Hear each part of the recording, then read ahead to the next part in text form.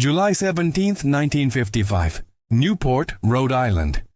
A jazz festival crowd of 10,000 sits in the humid summer air, waiting. On stage, an all-star jam session has been hastily arranged. Thelonious Monk on piano, Jerry Mulligan on baritone sax, Zoot Sims on tenor, Percy Heath on bass, Connie Kay on drums, and then there's Miles Davis. 30 years old, recently recovered from heroin addiction, reputation in tatters, career on life support, standing at the microphone with a trumpet in his hands and everything to prove. He plays Round Midnight, Monk's composition, with a harmon mute pressed against the microphone, something trumpet players never did. The sound that emerges is intimate, vulnerable, achingly beautiful. The crowd goes silent. Then they erupt. George Wine, the festival's founder, would later recall, he put his horn right up to the microphone, which trumpet players didn't do. Normally they like to get some air and play a little bit away from the mic, but he put the bell of his horn right up against it, and it came through clear as a bell. That's when he became the star of the festival. In the audience sits George Avakian, head of album production at Columbia Records, one of the biggest labels in America. Within weeks, Miles Davis has a contract. Within months, he has a quintet. Within 2 years, he has an album that would be called Round About Midnight. But here's what nobody talks about. By the time that album hit record stores in March 1957, the band that made it had already fallen apart. The First Great Quintet, Miles Davis, John Coltrane, Red Garland, Paul Chambers, and Philly Joe Jones, captured on record at the peak of their powers, then destroyed by the very demons Miles himself had barely escaped. This is the story of an album that almost never happened, made by musicians fighting addiction, recorded between 2 record labels, and released after the magic had already died. Welcome to the Sound Vault. Every album has a story. This is Miles Davis and Round About Midnight. To understand Round About Midnight, you have to understand what Miles Davis was running from. Between 1949 and 1954, Miles Dewey Davis III, the son of a successful black dentist from East St. Louis, educated at Juilliard, protege of Charlie Parker, threw away his future for heroin. The addiction consumed him. Club owners wouldn't hire him, fellow musicians whispered. His name in the clubs, as Miles himself put it, was shit. He was falling behind on hotel rent. His car was being repossessed. He was arrested for heroin possession in Los Angeles. Downbeat magazine reported the arrest, and work dried up even more. But heroin in 1950s jazz wasn't just a drug. It was currency. It was status. Bebop pioneers like Charlie Parker used it. Young musicians believed it enhanced creativity, that it was the price of genius.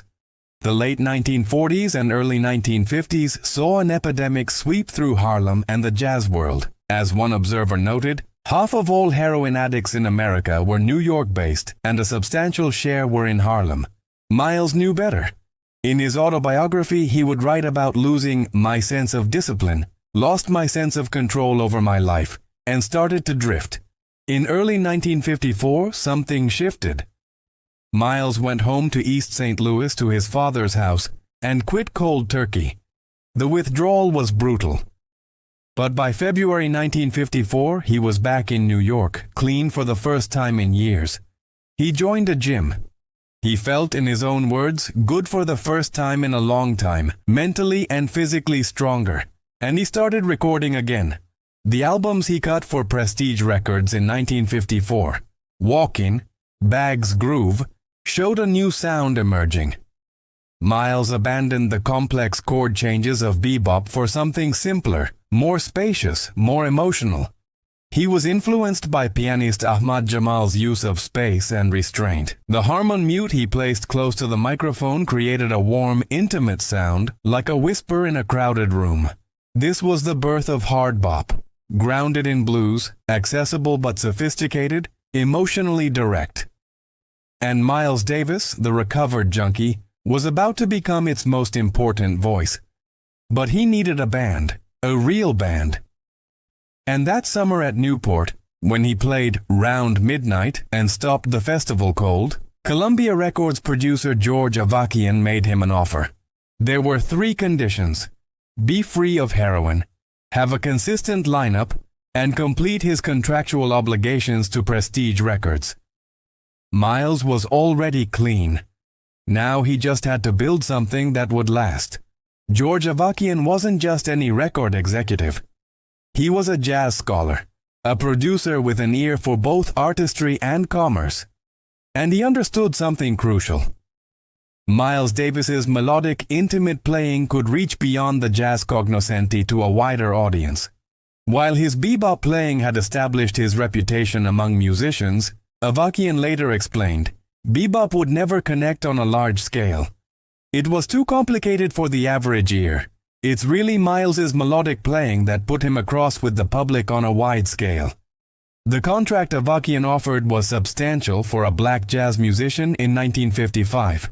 $4,000 advance, equivalent to nearly $50,000 today, and the full promotional machinery of Columbia Records, advertising, distribution, prestige. But there was a problem. Miles still owed Prestige Records 4 more albums. Bob Weinstock, Prestige's president, wasn't about to let his rising star walk away. So a deal was struck. Miles could record for Columbia immediately, but the material couldn't be released until his Prestige obligation was fulfilled. Miles had a crazy idea. He'd fulfill his Prestige contract in 2 marathon recording sessions, bang out 4 albums worth of material in 2 days, like a live gig. Then he'd record separately for Columbia, building up material that could be released once he was free. It was audacious, it was exhausting. It worked, but first he needed musicians. By summer 1955, Miles had assembled his dream rhythm section. Red Garland on piano, a boxer from Texas with a light touch and block chord style inspired by Ahmad Jamal. Paul Chambers on bass, only 19 years old but already a virtuoso with a rich serpentine tone. And Philly Joe Jones on drums, explosive, intuitive, able to anticipate Miles's every thought. Philly Joe was the fire making a lot of things happen, Miles would write. He knew everything I was going to do, everything I was going to play. He anticipated me, felt what I was thinking. For saxophone, Miles wanted Sonny Rollins, but Rollins had disappeared, checked himself into a facility in Kentucky to kick his own heroin addiction. Miles auditioned others. Cannonball Adderley was still teaching in Florida. John Gilmore from Sun Ra's band didn't fit in. Then Philly Joe Jones suggested a journeyman tenor player from Philadelphia named John Coltrane.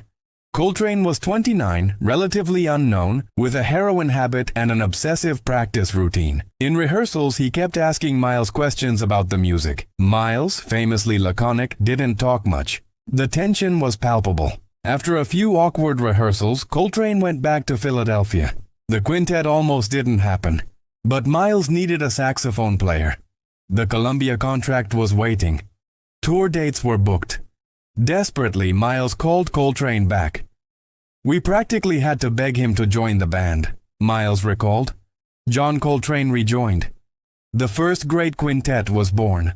The vision was simple but revolutionary. Take the emotional directness of hard bop, the sophistication of bebop, and Miles's new spacious approach, and create something that could touch both hardcore jazz fans and everyday listeners. Ballads played with aching intimacy. Standards reimagined. Blues feeling without blues cliches. And it would all be anchored by that Harmon muted trumpet sound, pressed close to the microphone, warm and vulnerable, like Miles was whispering secrets directly into your ear. The Roundabout Midnight album was recorded in 3 separate sessions across nearly a year, a fragmented birth for what would become Miles's Columbia debut. The first session happened on October 26, 1955, at Columbia Studio D in New York. This was just 3 months after Newport, with the ink barely dry on the Columbia contract. The quintet recorded 3 tracks, including A Locha, but it wouldn't make the final album. This was Miles and the quintet's first time in a Columbia studio, feeling out the space, the equipment, the vibe. Enter Frank Lyko. Lyko was Columbia's house engineer, a man raised during the Depression, who had worked his way up from operating a mimeograph machine to recording some of the biggest names in music. He'd been at Columbia since 1946 and knew the 30th Street studio, a converted Armenian church with 100-foot-high ceilings and natural acoustics, better than anyone. By the time I began working with Miles in 1956, Lyko remembered, we had the Neumann U47 microphone, and he had not seen that microphone before. I said, "I'd like to try this for you. It's got a nice full sound." He said, "Okay, let's go. We'll listen." I was extremely nervous, but he was so agreeable, and after we tried it, he said, "I like that very much, it's great." And that was my start with Miles Davis. The real recording happened in 2 more sessions at Columbia's legendary 30th Street studio, on June 5, 1956 and September 10, 1956. Producer George Avakian was at the controls, working with Lyko to capture the quintet's sound. The material was deliberately chosen. Standards like Bye Bye Blackbird and All of You, Monk's Round Midnight, Tad Dameron's Tad's Delight, the Swedish folk song Dear Old Stockholm. Lyko's engineering approach was crucial. Unlike modern close miking techniques, he kept distance. "I never liked the close sound," he explained. "Even with Miles, I would have the mic at least 12 inches away from the horn. I just disliked tight sounds. The harshness wasn't normal." The result was space, air, the feeling that you were in the room with the musicians, not hearing them through a sonic microscope. Meanwhile, Miles was living a double life. While recording carefully for Columbia, building his debut album track by track, he was also fulfilling his prestige obligations. On May 11th and October 26, 1956, the quintet entered Rudy Van Gelder's studio in Hackensack, New Jersey for 2 marathon sessions. No second takes, no overdubs. Just count off the tempo and play, one song after another, like they were on stage at a club. In those 2 days, they recorded enough material for 4 albums. Cookin', Relaxin', Workin', and Steamin' with the Miles Davis Quintet. It was an insane pace, but the music was extraordinary. Some critics argue those prestige sessions capture the quintet at their most spontaneous, most alive. Others point to the Columbia recordings as more refined, more perfectly realized. The truth is both were essential. The prestige sessions showed what the band could do when they just played. The Columbia sessions showed what they could do when they crafted. And through it all, one truth was becoming unavoidable. John Coltrane was evolving before everyone's ears. His solos on Roundabout Midnight were still searching, sometimes rough around the edges. But there was something there. An intensity. A spiritual hunger that would soon explode into the revolutionary playing that made him a legend. Cecil Taylor, hearing the album for the first time, said simply, "Coltrane's what you hear on that record." The First Great Quintet was falling apart even as it was being captured for posterity. The problem was the same demon Miles had fought, heroin. John Coltrane's addiction was getting worse. Philly Joe Jones was deep in his own habit. Red Garland and Paul Chambers had issues with alcohol and drugs. Only Miles, the recovered junkie, was clean, and he was watching his dream band self-destruct. Miles tried everything. He pleaded, he raged, he fined them. Nothing worked. In his autobiography, Miles described the frustration. "I got so mad with him that I slapped him upside his head and punched him in the stomach in the dressing room." He was talking about Coltrane, after a particularly bad night when the saxophonist was barely conscious on stage. Philly Joe Jones, despite his genius, was notoriously unreliable. He'd nod off during performances, show up late, miss gigs entirely. Other musicians joked that he was the Babe Ruth of junkies, the absolute king. For Miles, who had clawed his way back from addiction, watching his bandmates spiral was torture. He'd built this band, secured the Columbia contract. The music was magnificent, and it was all being threatened by the same thing that had nearly destroyed him. The gigs kept coming, but the tension was unbearable. Miles, in his typical style, dealt with it by being demanding, cold, distant. He'd turn his back to the audience when the other soloists were playing. He'd barely speak to his musicians off stage. He cultivated the Prince of Darkness persona. Sunglasses, sharp suits, an arrogant attitude borrowed from his hero Sugar Ray Robinson. But underneath, he was scared. Scared of losing the band. Scared of losing the moment. Scared of slipping back into the life he'd escaped. Columbia Records didn't know the full extent of the problems. They were busy preparing round about midnight for release, choosing the cover photo, Miles in red light, hiding behind sunglasses, trumpet pressed to his face, fingers over his ears. A perfect image of mystery and restraint. Bob Weinstock at Prestige, meanwhile, was holding on to the marathon session recordings, planning to release them slowly over several years. He understood what he had. The Louis Armstrong Hot Five of the modern era, he called them. But by early 1957, Miles's patience was exhausted. After a run at Café Bohemia in New York that March, Miles fired both John Coltrane and Philly Joe Jones. Their junkie shit was the explanation. The band was done. Round About Midnight was released on March 18, 1957. By then, the First Great Quintet existed only on record.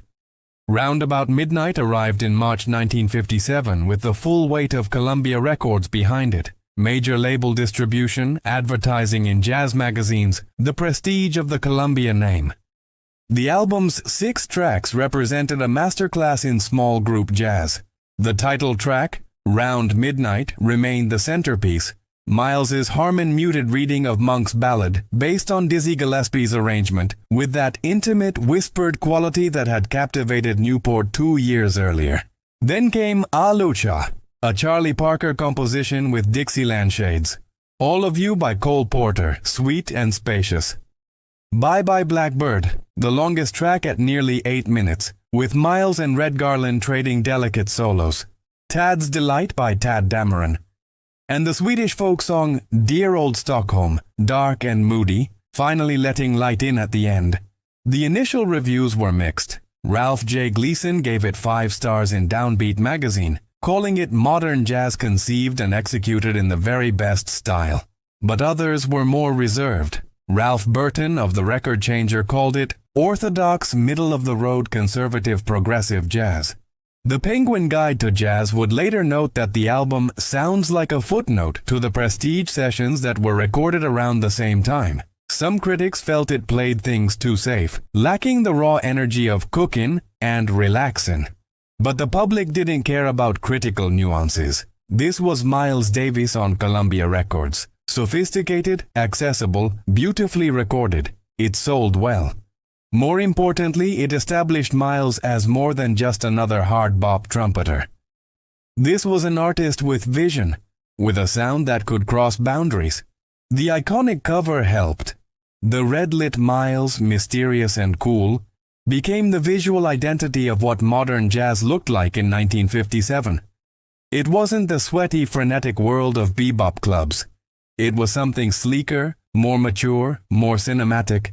As one Columbia marketing executive noted, Miles officially and publicly became a Columbia artist. You could call it the album that helped launch Miles's sound and his image. And that image mattered.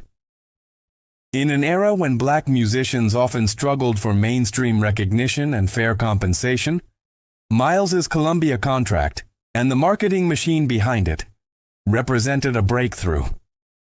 Jazz was being treated as part of the entire album output, Avakian explained. It got the same attention, the same kind of advertising and promotion that everything else did. But there was a bittersweet irony to the release. The band that had created this music no longer existed. Miles was already moving on, planning orchestral projects with arranger Gil Evans. Coltrane was back in Philadelphia, kicking heroin for good. Philly Joe Jones was dealing with his own demons. The First Great Quintet had burned bright and burned out fast. Round About Midnight didn't just launch Miles Davis's Columbia career. It codified what hard bop could be at its most sophisticated. The album represented a summation of styles. The bebop sophistication of the material. The blues-rooted hard bop approach to rhythm and harmony, and Miles's emerging concept of space and restraint. It was looking backward and forward simultaneously. For other musicians, the album became a template. That Harmon-muted trumpet sound, intimate, vulnerable, melodic, spawned countless imitators. Red Garland's light-touch piano work, inspired by Ahmad Jamal, influenced an entire generation of pianists. Paul Chambers's bass lines became a model for how to support without overwhelming. Philly Joe Jones's explosive but tasteful drumming set a standard that drummers still study. And John Coltrane's presence, even in these relatively early stages of his development, hinted at the revolution to come. His solos were still searching, not yet the sheets of sound that would define his later work. But the intensity was there. The spiritual hunger. Within 2 years after working with Thelonious Monk and Getting Clean, Coltrane would return to Miles for Milestones and Kind of Blue, fully formed. The album also established Columbia's 30th Street studio as one of jazz's essential recording spaces. Frank Lyco's engineering, that spacious, airy sound, became synonymous with quality jazz recording. The studio would host Kind of Blue, the Miles Davis-Gil Evans collaborations, countless Tony Bennett records, and more. Perhaps most importantly, Roundabout Midnight proved that jazz could succeed on a major label without compromising. Columbia didn't ask Miles to commercial it up, or add strings or vocal choruses. They let the music be what it was: sophisticated, adult, pure. The album spent weeks on jazz charts. It brought Miles new audiences, white, affluent listeners who were discovering jazz through hi-fi systems in their living rooms, college students, critics, people who wanted music that was both intelligent and emotionally direct. And it set the stage for everything that followed. The Gil Evans orchestral collaborations, Milestones, Kind of Blue, the Second Great Quintet, the Jazz Fusion Revolution. Miles's 30-year relationship with Columbia, producing some of the most important recordings in 20th century music, began with Roundabout Midnight. The controversy surrounding Roundabout Midnight isn't about the music itself, it's about what happened to the musicians who made it. By the time Coltrane and Philly Joe were fired in March 1957, both were deep in addiction. For Coltrane, it was a wake-up call. He went home to Philadelphia, leaned on family and a growing spirituality influenced by his wife Naima's embrace of Islam, and quit heroin cold turkey. 2 months later, he was clean.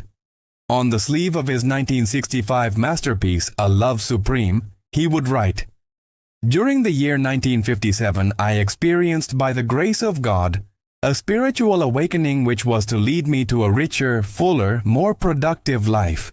That summer, Coltrane played with Thelonious Monk's quartet at the 5-spot in Greenwich Village, arguably the most important apprenticeship of his career. Monk's unorthodox harmonies and rhythms pushed Coltrane into new territory. When he returned to Miles's group in early 1958, he was transformed. Philly Joe Jones also eventually got clean, though the path was harder. He later put it in perspective. "Well, that was a phase of my life. Fortunately for me, I wasn't playing bad when I was getting high. But I feel now that I would have played better, and I think that I'm playing better today than I've ever played." Paul Chambers tragically never escaped. Despite his genius, he died of tuberculosis in 1969 at age 33, his health ravaged by addiction. Red Garland dealt with his own struggles with alcohol throughout his career. The controversy extends to how the album has been historically perceived. Some critics argue that the Prestige marathon sessions, cooking, relaxing, working, steaming, are superior because they capture the quintet at their most spontaneous. Others maintain that Roundabout Midnight, being more carefully crafted, represents the truest realization of Miles's vision. The Penguin Guide to Jazz notably ranked Roundabout Midnight lower than the Prestige albums, arguing it sounds like a footnote. This assessment has been debated for decades. There's also the question of Miles's management of his musicians. Was he right to fire Coltrane and Philly Joe? Was his cold, demanding persona necessary to maintain discipline? Or did it contribute to the band's dysfunction? Miles never apologized for his approach. He believed in tough love, in holding people accountable. But the firing proved to be exactly what Coltrane needed. It forced him to confront his addiction. It led him to Monk. It set him on the path to becoming one of the greatest saxophonists in jazz history. Miles rehired Coltrane in late 1957, and they went on to create Milestones, Kind of Blue, and other masterpieces. Philly Joe was eventually replaced by Jimmy Cobb. The First Great Quintet evolved into the First Great Sextet with Cannonball Adderley, then into new configurations. The shadow hanging over Round About Midnight is this. It captured greatness at the moment it was destroying itself. Every note on that album was played by musicians battling demons. The beauty and the pain are inseparable. Today, Round About Midnight is recognized as one of the masterpieces of the hard bop era and one of the greatest jazz albums ever recorded. On February 10, 2019, it was inducted into the Grammy Hall of Fame, joining a select group of recordings deemed qualitatively or historically significant. Modern reissues have expanded the original 6-track album. The 2001 Sony Columbia Legacy Edition added 4 bonus tracks from the original sessions. The 2005 Deluxe Edition included a second disc with Miles's legendary 1955 Newport Jazz Festival performance of Round Midnight, the performance that started everything, plus a complete 1956 Pacific Jazz Festival concert. The album has been remastered multiple times, each generation of audio technology revealing new details in Frank Lyko's spacious engineering. Vinyl collectors prize original monopressings for their warmth and presence. Audiophiles debate the merits of Mobile Fidelity's SACD release versus high-resolution digital transfers. But beyond the technical specifications and collector's editions, Round About Midnight endures because of what it represents, a moment of transformation. It captured Miles Davis at the pivotal moment between struggle and triumph, clean from heroin, hungry to prove himself, assembling a band that would change jazz. It captured John Coltrane before he became a legend, when he was still finding his voice but already possessed that searching, spiritual intensity. It captured a rhythm section, Garland, Chambers, Jones, that became the model for countless groups that followed. And it captured a sound, intimate, melodic, sophisticated, accessible. The Harmon muted trumpet whispers, the spaces between notes, the restraint and swing in perfect balance.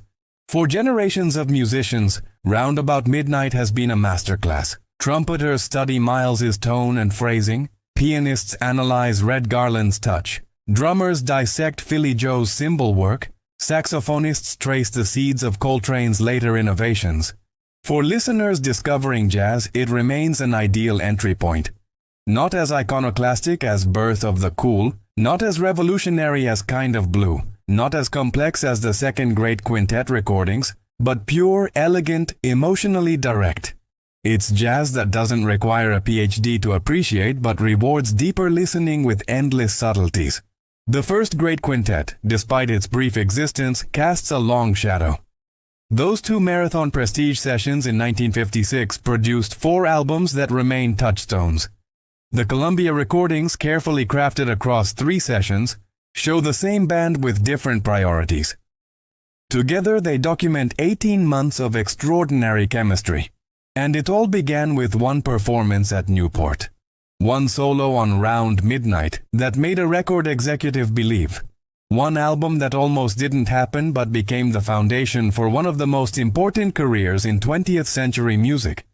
Round About Midnight is an album about redemption. Miles Davis, 3 years removed from active heroin addiction, proving he could not only survive but lead. Creating not just music but a sound, an identity, a new way forward for jazz. It's about second chances. George Avakian believing in a trumpeter others had written off. John Coltrane getting one more shot after Sonny Rollins disappeared. A recovered addict demanding excellence from musicians still fighting their own battles. It's about the cruelty of timing. A band captured at their peak, then dismantled by the same addictions Miles had escaped. An album released after the musicians who made it had gone their separate ways. Perfection preserved on vinyl, impossible to sustain in real life. And it's about transformation. The album was a portal. Miles walked through it and emerged as one of Columbia's flagship artists, embarking on a 30-year relationship that would reshape jazz multiple times over. Coltrane walked through it and found his spiritual awakening. Hard bop walked through it and gained its most elegant voice. Jazz historiography often focuses on the revolutionary albums. Kind of Blue, Giant Steps, A Love Supreme, Bitches Brew. But Round About Midnight is the foundation. It's the album that showed Miles could deliver on the Columbia contract. That showed the First Great Quintet could sound as good on record as they did in clubs. That showed hard bop could be sophisticated without losing its soul. The fact that it was recorded across 3 sessions over nearly a year, during a period when Miles was living a double life between 2 record labels, fulfilling contractual obligations while building something new, that only adds to its mystique. The fact that the band imploded just as the album succeeded, that's the eternal jazz paradox. Genius and self-destruction often walk hand in hand. The same intensity that creates transcendent music can consume the people making it. Miles understood this better than anyone. He'd been there, he'd escaped, and when he saw his band members following the same path, he made the hard choice. He fired them. It destroyed the First Great Quintet. But it saved John Coltrane's life. 68 years later, Round About Midnight still sounds like nothing else. That Harmon-muted whisper, that spacious, intimate sound, that perfect balance of sophistication and accessibility.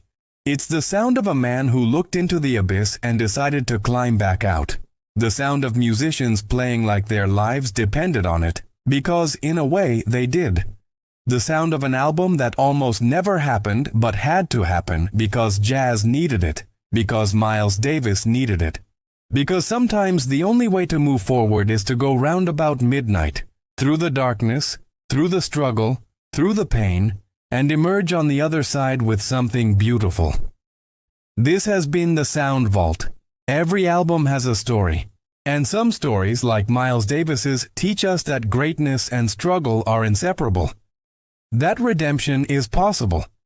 That the most perfect things are often born from the most imperfect circumstances. Round About Midnight. When the music lives forever, but the moment can never be recaptured. That's jazz.